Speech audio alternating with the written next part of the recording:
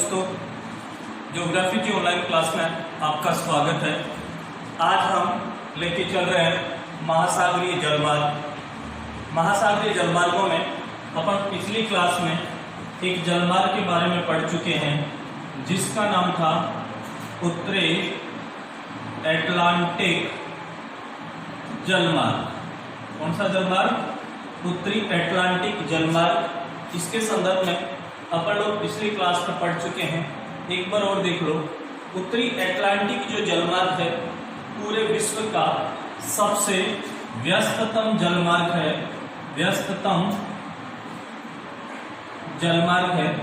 और ये जो जलमार्ग है, ये जलमार्ग अपन कहें यूरोप को उत्तरी अमेरिका के कनाडा, उत्तरी अमेरिका के कनाडा और यूएसए, इसको आपस में क्या करता है?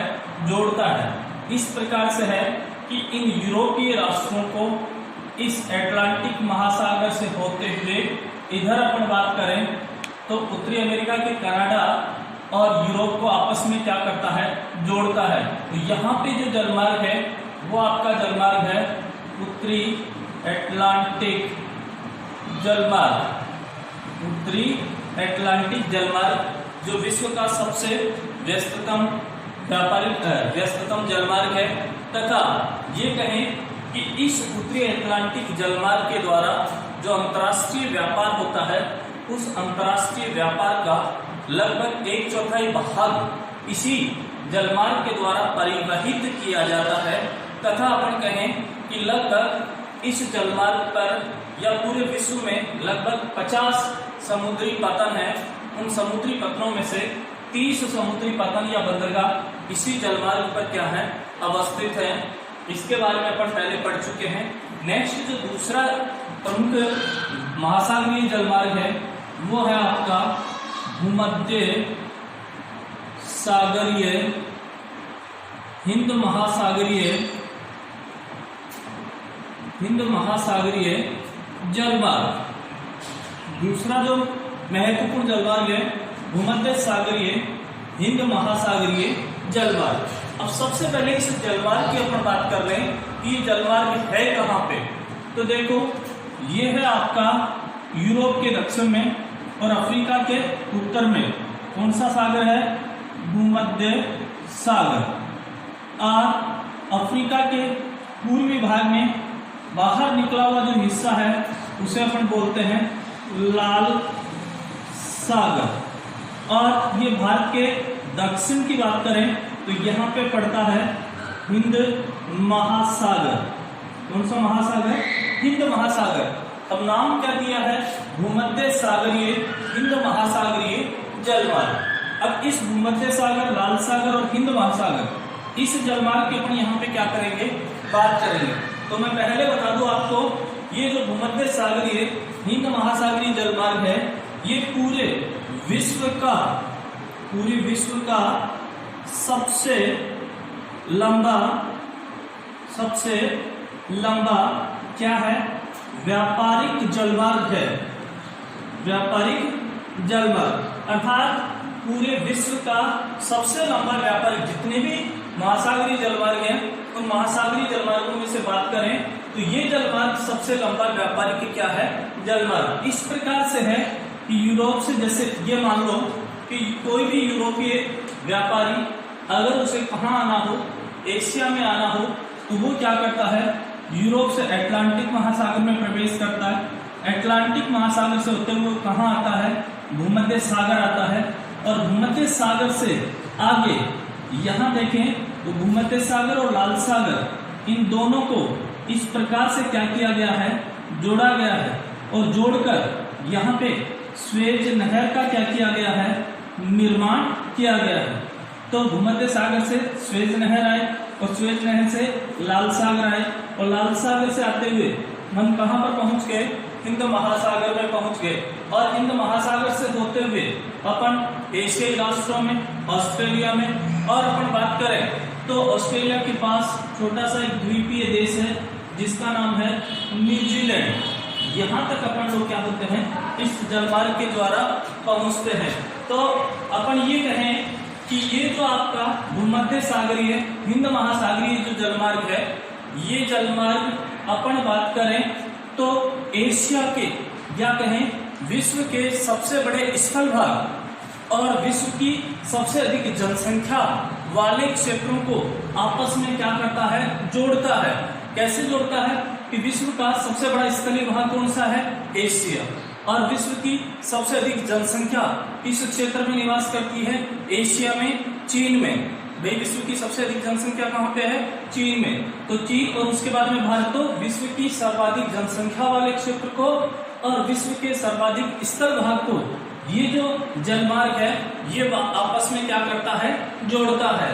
इसके अलावा अपन देखें तो पूर्वी या यूरोप के जो औद्योगिक राष्ट्र हैं, इन यूरोप के औद्योगिक राष्ट्रों को ये जलमार्ग भूमध्य सागर, स्वेज नहर, लाल सागर होते हुए हिंद महासागर से ये अपन कहें कि पूर्वी अफ्रीका, दक्षिणी एशिया, ऑस्ट्रेलिया और न्यूजीलैंड को क्या करता है, अपनी सेवाएं प्रदान करता है। अर्थात ये कहें कि ये जो जलमार्ग है प्राचीन विश्व का जो हृदय स्थल कहा जाता है, उस हृदय स्थल से होकर क्या होता है, गुजरता है। प्राचीन विश्व का हृदय स्थल अर्थात ये पूरा जो वर्ल्ड है उस वर्ल्ड का हृदय स्थल यानी लगभग बीच में स्थित है, जिसके उत्तर में यूरोप है, जिसके दक्षिण में अफ्रीका है, जिसके पूर्व में बात करें एशिया ऑस्ट्रेलिया है, पश्चिम में बात करें उत्तरी अमेरिका, दक्षिणी अमेरिका है। तो प्राचीन विश्व का जो हृदय स्थल कहा जाता है, उस हृदय स्थल से होकर ये जलमार्ग क्या होता है, गुजरता है। और हम बात करें स्वेज नहर के निर्माण से पूर्व की, कि जब इस स्वेज नहर का क्या नहीं हुआ था, निर्माण नहीं हुआ था, उससे पहले की बात करें तो उससे पहले जो व्यापारी हुआ करते थे, अगर उन्हें कहाँ आना होता, एशियाई राष्ट्रों में आना होता या इधर ऑस्ट्रेलिया न्यूजीलैंड की तरफ उन्हें आना होता, तो वो लोग क्या करते, इस प्रकार से यूरोप से वे व्यापारी क्या करते, या ये कहें कि स्वेज नहर के निर्माण से पहले ये जलमार्ग जो था अपन कहें ये लिवरपूल, कौन सा, इंग्लैंड का शहर है, लिवरपूल से ये इस प्रकार से कोलंबो, ये श्रीलंका में ये है कोलंबो। तो पहले ये जलमार्ग लिवरपूल से कोलंबो तक था। अर्थात अपन बात करें स्वेज नहर के निर्माण से पहले अगर कोई व्यापारी एशिया और ऑस्ट्रेलिया न्यूजीलैंड की ओर आना होता तो वो क्या करते, लिवरपूल से अटलांटिक महासागर से होते हुए वो पूरे अफ्रीका महाद्वीप के क्या करते, चक्कर लगाते हुए हिंद महासागर में प्रवेश करते और हिंद महासागर से होते हुए एशिया और इधर ऑस्ट्रेलिया और न्यूजीलैंड की ओर क्या करते, प्रस्थान करते। और लगभग ये दूरी इस स्वेज नहर के निर्माण से कितनी कम हो गई है, लगभग 6400 किलोमीटर की दूरी जो है वो क्या हो गई है, कम। अर्थात जब स्वेज नहर का निर्माण हुआ उसके बाद ये 6400 किलोमीटर की दूरी क्या हो गई, कम। कैसे हो गई कि पहले व्यापारियों को पूरे अफ्रीका महाद्वीप के चक्कर लगा के फिर हिंद महासागर में आना होता था, लेकिन इस स्वेज नहर के निर्माण के दौरान क्या हुआ, सीधा यूरोपीय व्यापारी भूमध्य सागर आता, भूमध्य सागर से वो स्वेज नहर से वो लाल सागर से होते हुए हिंद महासागर में क्या करता, प्रवेश करता। इसी प्रकार से अपन देखें तो ये जो जलमार्ग है, इस जलमार्ग के ऊपर महत्वपूर्ण समुद्री पतन भी हैं, और वो कौन कौन से हैं। अगर हम बात करें इधर भूमध्य सागर की ओर या स्वेज नहर के उत्तर की ओर देखें तो यहाँ पे जो पतन बनाया गया है वो पतन कौन सा है, पोर्ट सईद पतन। और लाल सागर की ओर देखें या स्वेज नहर के दक्षिण की ओर देखें तो यहाँ पे जो पतन बनाया गया है, बंदरगाह बनाया गया है, वो कौन सा है, अदन। तो इस जलमार्ग पर अवस्थित जो समुद्री पतन है, एक पोर्ट सईद है, दूसरा अदन है, तीसरा अपन बात करें भारत में यहाँ पे मुंबई पतन है। इसके अलावा अपन केरल की बात करें तो यहाँ पे कोचीन पतन है। इसके अलावा अपन बात करें श्रीलंका में तो यहाँ पे कोलंबो पतन है। और अगर बात करें ऑस्ट्रेलिया की तो यहाँ पे कौन सा पतन है, एडिलेड पतन है। कौन सा, एडिलेड पतन। इस प्रकार से इस व्यापारिक समुद्री जलमार्ग पर ये पोर्ट सईद, अदन, मुंबई, कोची, कोलंबो और एडिलेड प्रमुख समुद्री पतन क्या किए गए हैं, बनाए गए हैं, जो कि एग्जाम में क्या है, पूछने लायक है। अब अपन देखो 2 समुद्री जलमार्ग पढ़ चुके हैं, उत्तरी अटलांटिक समुद्री जलमार्ग और दूसरा भूमध्य सागरीय हिंद महासागरीय जलमार्ग। जब अपन ने ये पढ़ा, बीच में अपने आया है स्वेज नहर, तो अपने को थोड़ा सा स्वेज नहर के बारे में भी जानना जरूरी है, क्योंकि एग्जाम में क्वेश्चन पूछा जा चुका है स्वेज नहर के संदर्भ में। तो थोड़ा सा स्वेज नहर के बारे में देख लेते हैं। देखो स्वेज नहर, अब देखो ये रही स्वेज नहर। आपसे क्वेश्चन एग्जाम में पूछ लिया जाए स्वेज नहर का निर्माण कहां पर किया गया है, किस प्रकार से इस नहर का निर्माण किया गया है, तो पहली बात तो आपको ये ध्यान रखना है कि इधर लाल सागर और इधर भूमध्य सागर, और लाल सागर और भूमध्य सागर दोनों को जोड़कर क्या किया गया, एक नहर बनाई गई है, और उस नहर का नाम क्या है, स्वेज नहर। ठीक है, तो पहला तो हो गया, आप कहेंगे भूमध्य सागर प्लस लाल सागर, इन दोनों को जोड़कर इस नहर का निर्माण किया गया है, स्वेज नहर का निर्माण किया गया है। दूसरी अगर अपन बात करें तो दूसरी बात है, इस स्वेज नहर का जो निर्माण है वो कहां पर किया गया है, तो उसकी अगर अपन बात करेंगे तो ये आपका अफ्रीका महाद्वीप है। अफ्रीका महाद्वीप के उत्तर में यहाँ पर क्या है, मिस्र है। कौन सा देश है, मिस्र देश। और मिस्र में किस नहर का निर्माण किया गया है, इस स्वेज नहर। तो आपसे क्वेश्चन पूछ लिया जाता है स्वेज नहर का निर्माण किस देश में हुआ, तो आप कहेंगे मिस्र में। कहां पे हुआ, मिस्र में। मिस्र का ये जो स्थलीय भाग था, इस स्थलीय भाग को काटा गया, यहाँ पे एक नहर बनाई गई, और उस नहर को दोनों सागरों को जोड़कर स्वेज नहर का क्या किया गया, निर्माण किया गया। तो नहर कहां पर बनी, मिस्र देश में बनी। इसके बाद में अगर अपन बात करें, इस स्वेज नहर का प्रस्ताव जो है वो सबसे पहले किसके द्वारा रखा गया, या इसका निर्माण कार्य सबसे पहले किसके द्वारा प्रारंभ किया गया, तो मैं बता दूं 1859 ईस्वी में एक फ्रांसीसी इंजीनियर था। कौन था, फ्रांसीसी इंजीनियर, जिसका नाम क्या था, जिसका नाम Ferdinand de Lesseps. Ferdinand de Lesseps. देखो 1859 में फ्रांसीसी इंजीनियर फर्डिनेंड डी लेसेप्स के द्वारा इस स्वेज नहर का निर्माण कार्य सबसे पहले प्रारंभ करवाया, या कहें कि इसके प्रस्ताव रूपरेखा सबसे पहले किसके द्वारा तैयार की गई, फर्डिनेंड डी लेसेप्स के द्वारा तैयार की गई। और 1869 ईस्वी की अगर बात करें तो इस नहर का उद्घाटन कर दिया गया, या इस नहर को क्या कर दिया गया, शुरू कर दिया गया, प्रारंभ कर दिया गया। तो उद्घाटन हुआ इस नहर का 1869 ईस्वी में। इस नहर का क्या कर दिया गया, उद्घाटन कर दिया गया।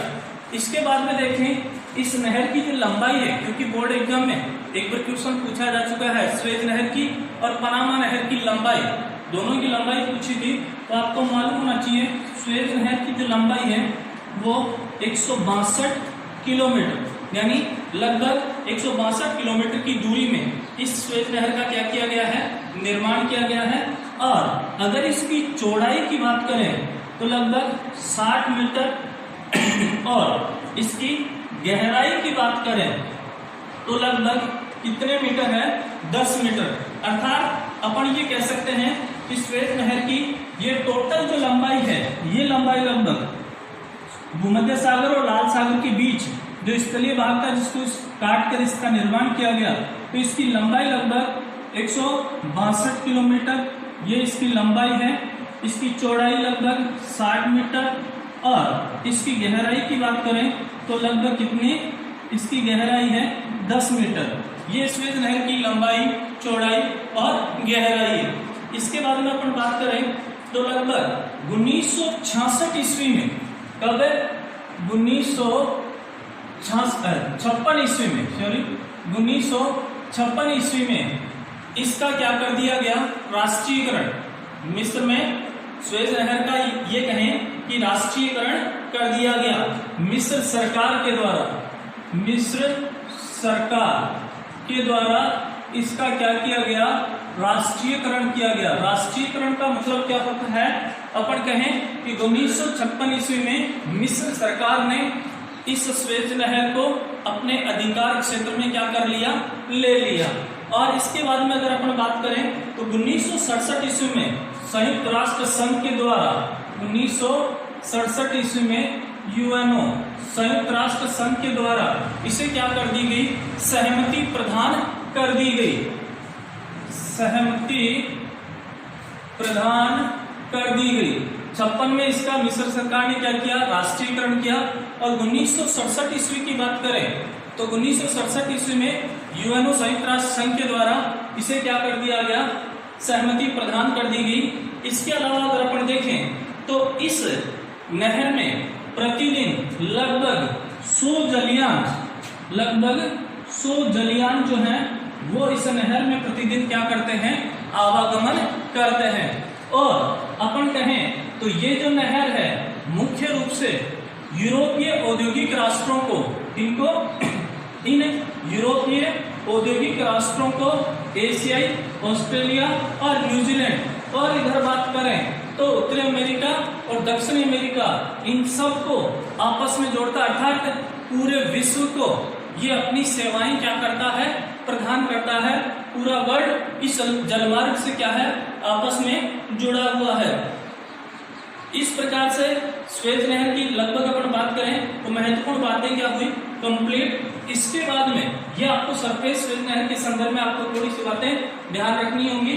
इसके बाद में अगर अपन बात करें तो देखें पनामा नहर की बात करें, ये भी एक महत्वपूर्ण क्वेश्चन है पनामा नहर के संदर्भ में, क्योंकि कई बार 4 नंबर का क्वेश्चन इसमें से पूछा जा चुका है कि सुएज नहर और पनामा नहर की क्या कीजिए, तुलना कीजिए। तो देखो यहाँ पे है पनामा नहर, ठीक है। अब आपको मालूम होना चाहिए कि पनामा नहर का निर्माण कहाँ पर किया गया है। जैसे आपने सुएज नहर के संदर्भ में पढ़ा था कि भूमध्य सागर और लाल सागर को जोड़कर सुएज नहर का निर्माण किया गया। इसी प्रकार से देखें तो इधर ये आपका अटलांटिक महासागर है, और इधर की बात करें तो इधर आपका कौन सा महासागर पड़ता है, प्रशांत महासागर। ये कहें ये वाला भाग जो है आपका कौन सा है, प्रशांत महासागर। अब क्या किया गया है, इस प्रकार से उत्तरी अमेरिका और दक्षिण अमेरिका के बीच मध्य में इस पनामा नहर का निर्माण किया गया। इस प्रकार से अपन कहें तो ये हुई आपकी पनामा नहर।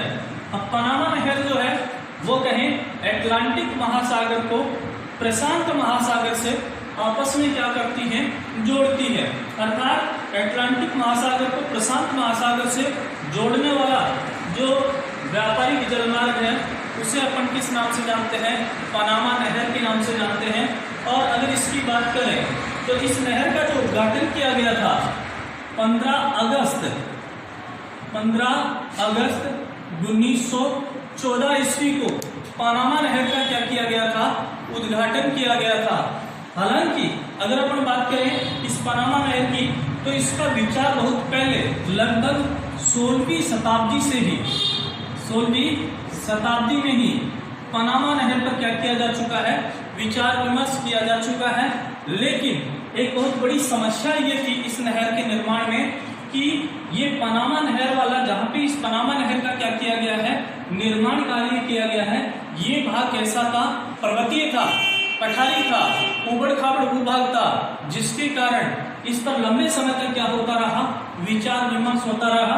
और 15 अगस्त 1914 को इसका क्या किया गया, निर्माण किया गया, या ये कहें कि इसका उद्घाटन किया गया।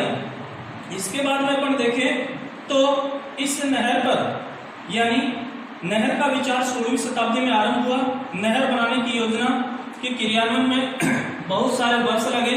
कारण उसका ये था कि पनामा थल संयोजक पनामा थल संयोजक की भूमि पर्वतीय थी और उसकी बाधाओं को दूर करने के लिए नहर में कई स्थानों पर क्या करने पड़े, लॉक्स क्या करने पड़े, बनाने पड़े। अब जहां जहां पे ये पर्वतीय भूभाग था वहां पे उन पर्वतीय भूभागों को काट कर वहां पर अलग अलग प्रकार के लॉक्स वगैरह, जलबंधक तंत्र वगैरह बनाकर इस नहर को क्या किया गया, निकाला गया।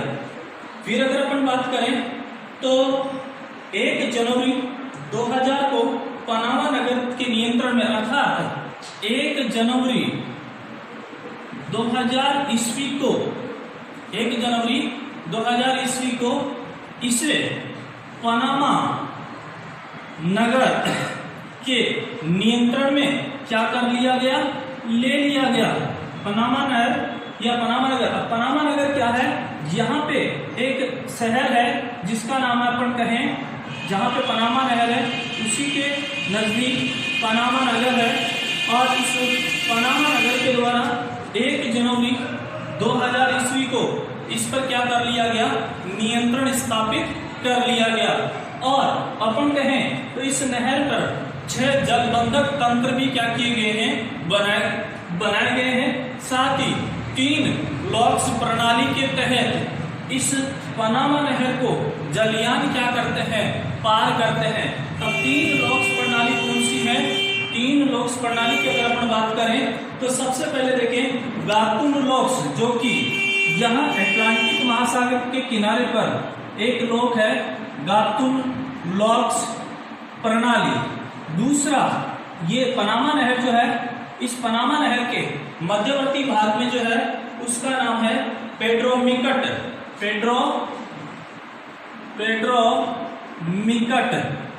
लॉक्स प्रणाली।